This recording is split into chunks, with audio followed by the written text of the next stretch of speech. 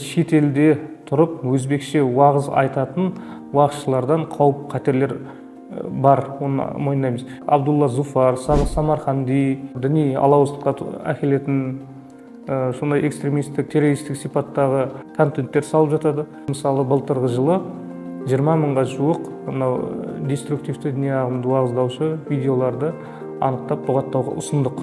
Жалпы олар адамдарға өту үшін бірінші алғашқы кезекте діннің жақсы сипаттарын бірінші қолданады. Діндегі адамдар мынандай мінез құлқынан былай болу керек деген сияқты, одан кейін құлшылықтар жайлы айтып келеді дағы, бірақ соның арасында біздің дәстүрлі дінімізге қарсы бір белгілі бір мөлшерде бір қарама-қайшы тудыратын сөздер келтіріп өтіреді. Қоғамдағы әлеуметтік жағдайға қатысты болсын, қызу талқылауда болып жатқан тақырыптарды көтере отырып, өздерінің идеологияларын тықпалауға тырысады. Мысалы айтатын болсақ, кешегі Израильдегі Хамасты айтып отыратын, Палестинада мұсылмандар осындай қиыншылық жағдайда деп айтып келе отырып, сол жерге мысалы бір жихадтық, болмаса соларға бір ақшалай қолдау көрсетілу туралы, болмаса белгілі бір ұлтты жек көруге алып келетін тезистерді қолданып кетеді. Дін мәселелерін зерттеу орталығының өзінің әлеуметтік желілерде ресми парақшалар бар.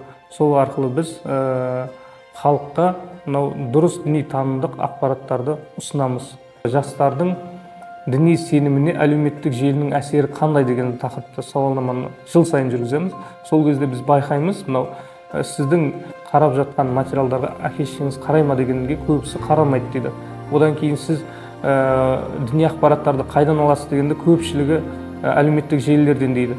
Әлеуметтік желілерде сіз кімді тыңдайсыз, жаңағыдай өздері фильтрсіз тыңдай беретін әрекеттер көптеп кездеседі. Ата-аналарға айтар кеңесім, егер осындай баласының дінге қызығушылығы оянып, дінге қатысты көптеген видеолар қарайтын болса, осы біздің орталыққа келіп, сол көріп жатқан видеоларын бір тексертіп алса болады.